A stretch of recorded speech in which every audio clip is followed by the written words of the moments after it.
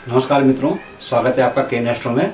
मित्रों, 24 मई 2020 को बुध ग्रह मिथुन राशि में प्रवेश कर गया था। यह जो ग्रह है वह 18 जून से लेकर के और 7 जुलाई तक इसमें वक्री रहेगा। अब मैं ये बताना चाहूँगा, यहाँ मैं एक बात जोड़ना चाहूँगा कि जब कोई भी ग्रह वक्री होता है तो उसमें एक प्रकार की शक्ति उत्पन्न होती है जिसे वक्र बल कहा जाता है। वक्र बल विशेष करके पापक ग्रहों के वक्री होने पर ज़्यादा बढ़ता है, किंतु जो सौम्य ग्रह हैं, जैसे कि बुध को सौम्य ग्रह कहा गया है। सौम्य ग्रह कहने का तात्पर्य यह है कि जैसे छुई मुई का पौधा होता है उसी प्रकार से बुध का भी अपना चरित्र होता है, यानी कि उसके अंदर यदि कोई कमी हो जाती है, कमी का अर्थ यह है या तो वह अस्त हो जाता है या शत्रु ग्रहों के बीच में होता है, तो उसके अंदर जो शुभ फल देने की क्षमता है उसमें कमी आ जाती है। और विशेष करके यह जो बुध ग्रह है इसका जो वक्री होने का समय है वह है 1:14 दिन में। तो मित्रों, जैसे कि मैंने आपको बताया, मिथुन राशि जो है वह बुध की अपनी राशि है, क्योंकि बुध ग्रह मिथुन और कन्या राशि का स्वामी है। मिथुन राशि बुध ग्रह की मूल त्रिकोण राशि है, जैसे कि बृहस्पति की मूल त्रिकोण राशि धनु है और सूर्य की मूल त्रिकोण राशि सिंह राशि है। अब मूल त्रिकोण राशि का जो विशेष फल है, अब मैं यह बताना चाहूँगा कि कोई भी ग्रह जब अपने घर का होता है, स्वग्रही होता है, तो उसके अंदर एक विशेष प्रकार का बल उत्पन्न हो जाता है। लेकिन वही ग्रह जब शत्रु ग्रहों के साथ हो तो उसके अंदर जो है पापत्व की वृद्धि होती है, कमजोर अवस्था का हो जाता है। उसी प्रकार से जैसे कि शेर के सामने अगर बकरी को खड़ा कर दिया जाए तो बकरी की आधी जान तो वैसे ही सूख जाती है, तो ये अवस्था उस ग्रह की हो जाती है। लेकिन मूल त्रिकोण राशि का जो ग्रह होता है वह ऐसा होता है जैसे कि आप अपने घर में बैठे हुए हो और साथ में आपका कोई मित्र भी बैठा हुआ है। जैसे हम अपने घर में रहते हैं, हम अपने आप को बहुत सुरक्षित महसूस करते हैं और उस समय हमारी शक्ति काफ़ी रहती है। यदि उसी समय हमारे साथ में कोई मित्र भी बैठा हुआ हो, अपना हमारा अभिन्न मित्र बैठा हुआ हो, तो उससे हमारी शक्ति भी और भी बढ़ जाती है। तो मूल त्रिकोण ग्रह जो होता है वह इसी प्रकार का शक्तिशाली हो जाता है। अब जैसे कि मैंने आपको बताया है, बुध मूल त्रिकोण राशि का है, साथ में 14 जून को सूर्य भी मिथुन राशि में ही विद्यमान हो जाएंगे। किंतु मैं आपको यह भी ज्ञात करा दूं कि वर्तमान में मिथुन राशि में राहु चल रहा है। राहु से सप्तम भाव में अर्थात धनु राशि में केतु विराजमान है। तो जब मिथुन राशि में सूर्य बुध का बुधादित्य योग बनेगा, किंतु साथ में राहु की वजह से कुछ बुध के अंदर कमी आ जाएगी। तो यह जो कमी है वह विशेष करके कन्या राशि और मिथुन राशि वाले जातकों को प्रभावित करेगी। किंतु जैसे कि मैंने आपको बताया है कि बुधादित्य योग भी है और बुध मूल त्रिकोण राशि का है, तो यह जो विशेष प्रभाव है मिथुन राशि वालों पर और कन्या राशि वालों पर विशेष प्रभावी रहेगा। बुध के बारे में बताना चाहूँगा, बुध जो ग्रह है वह 32वें वर्ष में अपना प्रभाव दिखाना शुरू करता है। जिन जातकों का बुध जन्म में कमजोर होता है उनको चर्म रोग इत्यादि होते हैं। जितने भी विश्व में जड़ी बूटियां हैं, अर्थात जितनी भी वनस्पति है, इनका जो स्वामी है वह बुध है। जो जातक बुध ग्रह से प्रभावित होते हैं वे बहुत सौम्य स्वभाव के होते हैं, किंतु चंचल होते हैं, लापरवाह होते हैं और इनकी आंखें गोल होती हैं, आंखों में हमेशा शरारत झलकती रहती है। किंतु एक खास बात यह है कि यह जो जातक होते हैं वह लापरवाह होते हैं और अपना जो वायदा करते हैं वो उसे कभी पूरा नहीं करते। इसका मतलब ये नहीं है कि वे जो है जानबूझ कर ऐसा करते हैं, लेकिन यह उनकी प्रकृति है। अब वक्री बुध का विभिन्न राशियों पर क्या प्रभाव पड़ेगा आज मैं आपको बताना चाहूँगा।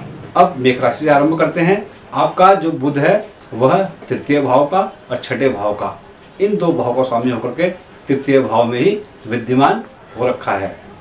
तो मैं यह कहना चाहूँगा कि वहाँ से जो बुध की दृष्टि है वह सीधे नवम भाव में यानी कि भाग्य स्थान पर पड़ रही है। भाग्य स्थान में आपके केतु विराजमान है और राहु, सूर्य और स्वयं बुध, 3 ग्रह तीसरे भाव में होने की वजह से मैं इतना अवश्य कहूँगा कि भाग्योन्नति की दृष्टि से यह जो समय है वह आपके लिए सर्वश्रेष्ठ समय है। खास करके आपको अपने भाइयों का विशेष सुख और सहयोग प्राप्त होगा। तृतीय भाव में होने की वजह से और छठे भाव का स्वामी होने की वजह से कुछ आपके जो गुप्त शत्रु हैं वह आपको परेशान करेंगे, किंतु घबराने वाली कोई बात नहीं है। आप उन पर अपना प्रभाव छोड़ेंगे, यानी कि जो शत्रु हैं आपके प्रभावित होकर के आपसे स्वतः ही दूर हो जाएंगे। अब लेते हैं वृष राशि को। आपका बुध द्वितीय भाव और पंचम भाव, इन 2 भाव का स्वामी होकर के बुध आपका द्वितीय भाव में विद्यमान हो जाएगा। तो इतना मैं अवश्य कहूँगा, कुछ पारिवारिक खींचतान तो आपकी रहेगी। पारिवारिक खींचतान होने की वजह से पारिवारिक चिंताएं आपको रहेंगी। कुछ धन का संग्रह करना चाहेंगे, वह नहीं हो पाएगा, बल्कि हो सकता है कि आप पर कर्ज का बोझ बढ़ जाए। पारिवारिक चिंताएं मैंने आपको बताई हैं। वाणी में कर्कशता का प्रभाव रहेगा, क्योंकि बुध के साथ में सूर्य और राहु भी है। सूर्य और राहु होने की वजह से आपकी वाणी में कर्कशता रहेगी। तो हो सके तो इस अवधि में किसी से वाद विवाद ना करें। वैसे भी जैसे मैंने आपको कहा, बुध वक्री हो रखा है। अब विशेष करके जो बुध जो ग्रह है वह बुद्धि का स्वामी कहलाया जाता है। कुछ स्वास्थ्य संबंधित दिक्कतें आपको हो सकती हैं, इसलिए अपने स्वास्थ्य का ख्याल रखें। किंतु पंचमेश होने की वजह से, यानी कि त्रिकोण का स्वामी भी होने की वजह से संतान पक्ष की तरफ से आपको विशेष सुखों की प्राप्ति होगी, विशेष सहयोग की प्राप्ति होगी और बौद्धिक क्षमता का आपका विकास होगा। और इसी क्रम में मैं आपको यह भी बताना चाहूँगा, जो बुध है वह आपको प्रसन्न जरूर रखेगा। अब मिथुन राशि को लेते हैं। बुध तो आपकी राशि का स्वामी है और आपके प्रथम भाव में विराजमान हो जाएगा। और इसी के साथ साथ बुध आपका चतुर्थेश भी है, यानी कि प्रथम भाव और चतुर्थ भाव, इन 2 भाव का स्वामी होकर के बुध आपके लग्न भाव में विद्यमान हो जाएगा। जैसे कि मैंने आपको बताया, आपकी राशि का स्वामी बुध आपको विभिन्न प्रकार के सुखों की प्राप्ति कराएगा। मन आपका प्रसन्न रहेगा, किंतु राहु साथ में होने की वजह से कुछ मन में बेचैनी भी रहेगी, बेचैनी का प्रभाव भी रहेगा। कुछ भविष्य के प्रति चिंताएं भी रहेंगी, किंतु पारिवारिक जीवन आपका सुखी रहेगा। जीवन साथी का आपको विशेष सुख और सहयोग प्राप्त होगा। कोई नया कार्य आरंभ करना चाहे तो अवश्य कीजिएगा। नए कार्य आरंभ करने के आपके योग बने हुए हैं। स्वास्थ्य आपका सुंदर रहेगा। अपने कार्यों से, अपनी बातों से आप लोगों को अपनी ओर आकर्षित करेंगे। कुल मिलाकर के मैं कहना चाहूँगा कि यह जो बुध का वक्री होना है वह आपके लिए बहुत उत्तम फलदायक है। अब लेते हैं कर्क राशि को। आपका जो बुध है वह सुखेश है और व्ययेश है, यानी कि एक अच्छे भाव का खराब भाव का स्वामी होकर के बुध 12वें भाव में विद्यमान हो जाएगा। सूर्य, बुध, राहु, 3 ग्रह 12वें भाव में। तो ये तो सच है कि आपकी अत्यधिक मात्रा में धन खर्च होने के योग बने हुए हैं। बौद्धिक विभ्रमता रहेगी, किंतु मित्रों का आपको विशेष सुख प्राप्त होगा। माता से भी आपको विशेष सुख प्राप्त होगा। कुछ माता के तरफ से आपको चिंताएं रहेंगी, या यूँ कह सकते हैं कि माता की तरफ से आपको चिंताएं तो रहेंगी और कुछ उनका स्वास्थ्य भी गड़बड़ा सकता है, लेकिन किसी परेशानी वाली भी कोई बात नहीं है। आगे जा करके सब बढ़िया हो जाएगा। हाँ, जो आपका मातुल पक्ष है, यानी कि जो आपके मामा पक्ष है, उनसे आपको विशेष सुखों की प्राप्ति होगी। तो मैं इतना अवश्य कहूँगा कि धन का जो भी खर्च करें वह सोच समझकर करें। अब लेते हैं सिंह राशि को। आपका जो बुध है वह द्वितीय भाव का और लाभ भाव का, इन 2 भाव का स्वामी होकर के लाभ स्थान में विद्यमान हो जाएगा। वैसे भी कहा गया है सर्वे लाभा प्रशस्ता, तो लाभ स्थान में 3 ग्रह विद्यमान हो जाएंगे। केतु पंचम भाव में, अर्थात पंचम केतु और लाभ स्थान में 3 ग्रह होने की वजह से तो यह जो समय है वह आपके लिए धन लाभ की दृष्टि से बहुत श्रेष्ठ समय है। यदि पूर्व के समय में आपने कोई धन का निवेश इत्यादि किया हुआ है तो उसमें आपको लाभ प्राप्ति होने के योग बने हुए हैं। आय के नए नए स्रोत होंगे और कोई भी नया कार्य आप आरंभ करना चाहें तो अवश्य करें। कोई भी नया कार्य, निरंतर धन का प्रभाव बना रहेगा, धन की आपकी वृद्धि होगी, संतान पक्ष से आपको विशेष सुखों की प्राप्ति होगी, पारिवारिक जीवन आपका सुखी रहेगा, समाज में आपकी प्रतिष्ठा में वृद्धि होगी, धन का संग्रह होगा ही होगा और पारिवारिक जीवन आपका सुखी रहेगा, बौद्धिक संपदा का विकास होगा। आप जो भी अध्ययन कार्य कर रहे हैं उसमें भी आपको सफलता अर्जित होगी। अब कन्या राशि को लेते हैं। बुध तो आपकी राशि का स्वामी है ही, अब बुध आपके 10वें भाव में विद्यमान हो रखा है। दशमेश लग्नेश बुध, सूर्य बुध और राहु एक साथ, बुधादित्य योग राहु के साथ में। तो कहने का अर्थ यह है कि यह जो समय है वह आपके स्वास्थ्य की दृष्टि से बहुत सुंदर है। स्वास्थ्य आपका सुंदर रहेगा। यदि आप नौकरी कर रहे हैं तो नौकरी में आपकी पदोन्नति के योग बने हुए हैं। वैसे भी आजकल जो है कोरोना काल चल रहा है तो ज़्यादातर जो नौकरी पेशा लोग हैं वह घर में ही रह करके अपने कार्यालय का कार्य कर रहे हैं। तो आप जो है घर में रह करके ही अपना कार्यालय का कार्य करेंगे और उसमें आपको विशेष पदोन्नति प्राप्त होगी और विशेष अधिकारी वर्ग का आपको सुख प्राप्त होगा। पारिवारिक जीवन आपका सुखी रहेगा, माता का स्वास्थ्य आपका सुखी रहेगा, माता से आपको विशेष सुख की प्राप्ति होगी, पिता के लिए उन्नति कारक ग्रह योग अति सुंदर है, स्वास्थ्य आपका सुंदर रहेगा, मन में प्रसन्नता का भाव रहेगा। कुल मिलाकर मैं ये कहना चाहूँगा कि यह जो समय है वह आपकी राशि के लिए बहुत सुंदर है। अब लेते हैं तुला राशि को। आपका बुध 12वें भाव का स्वामी और भाग्यस्थान का स्वामी बुध आपके भाग्यस्थान में विद्यमान हो रखा है। भाग्यस्थान में विद्यमान होने की वजह से आपकी प्रबल भाग्योन्नति के योग बने हुए हैं। यानी कि जो भी काम आपका हाथ में लेंगे उसमें आपको सफलता मिलेगी ही मिलेगी।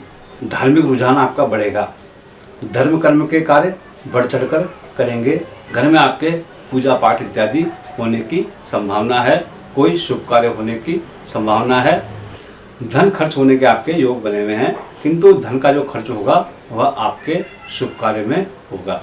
जैसे कि मैंने आपको बताया, धर्म कर्म के कार्यों में आप बढ़ चढ़कर प्रतिभाग करेंगे।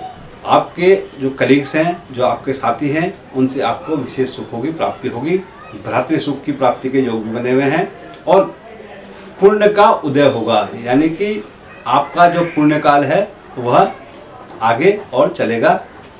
पुण्यों के प्रभाव से आपके सुरक्षित भविष्य होने के योग बने हुए हैं। अब लेते हैं वृश्चिक राशि को। आपका जो बुध है वो अष्टमेश है। अष्टमेश और लाभेश होकर के बुध आपके अष्टम भाव में विद्यमान हो जाएगा, या यूं कहें हो रखा है। एक बात मैं आपको बताना चाहूँगा, बुध, बृहस्पति और शुक्र, यह जो 3 ग्रह हैं, यह 6ठे, 8वें और 12वें, यदि इन 3 भाव में विराजमान होते हैं तो इनका जो शुभत्व है वह कम हो जाता है, अपापत्व की वृद्धि होती है। लाभेश अष्टम भाव में होने की वजह से यह तो आप भूल जाइए कि आपको लाभ, धन का लाभ होगा, उल्टा आपको धन हानि के योग बने हुए हैं। तो इस अवधि में किसी भी प्रकार के धन का निवेश ना करें, ना किसी को कोई धन इत्यादि दें। यदि आप धन देंगे तो आपका धन फंस जाएगा। हाँ, पारिवारिक जीवन आपका सुखी रहेगा, परिवार वर्ग का आपको विशेष सुख और सहयोग प्राप्त होगा, किंतु आपको पारिवारिक चिंता भी रहेगी। अब लेते हैं धनुराशि को। आपका जो बुध है वह सप्तमेश है और दशमेश है। सप्तमेश, दशमेश, बुध सप्तम भाव में, जैसे कि मैंने बताया, इतना तो अवश्य है कि पारिवारिक जीवन आपका सुखी रहेगा, जीवन साथी का आपको विशेष सुख प्राप्त होगा, सहयोग प्राप्त होगा। दशमेश भी होने की वजह से आपकी पदोन्नति के योग बने हुए हैं। यदि कोई नया कार्य आरंभ करना चाहते हैं, कोई भी नया वेंचर करना चाहते हैं तो शौक से कीजिए, उसके आपके योग बने हुए हैं। स्वास्थ्य आपका सुंदर रहेगा, किंतु जैसे कि मैंने आपको बताया, सप्तम दृष्टि धनुराशि पर होने की वजह से और धनु लग्न होने की वजह से तो वहाँ केतु विराजमान है। सप्तम भाव से जो बुध है वह अपने 7वीं दृष्टि से लग्न भाव को देख रहा है। तो आपकी राशि पर दृष्टि होने की वजह से कुछ विस्मृति की आपको संभावना रहेगी, यूँ कहें आपको विस्मृति हो जाएगी, किंतु फिर भी पारिवारिक चिंताएं आपको रहेंगी। कुछ हेल्थ इश्यूज हो सकते हैं। इतना कहूँगा, इस अवधि में अपने स्वास्थ्य का ख्याल रखें। अब लेते हैं मकर राशि को। आपका जो बुध है वह षष्ठेश है। षष्ठेश और भाग्येश, आपका बुध छठे भाव में विद्यमान हो जाएगा। भाग्येश छठा होना वैसे भी अच्छा नहीं कहलाता है। तो कहने का अर्थ है यह जो समय है वह आपकी राशि के लिए ठीक नहीं है।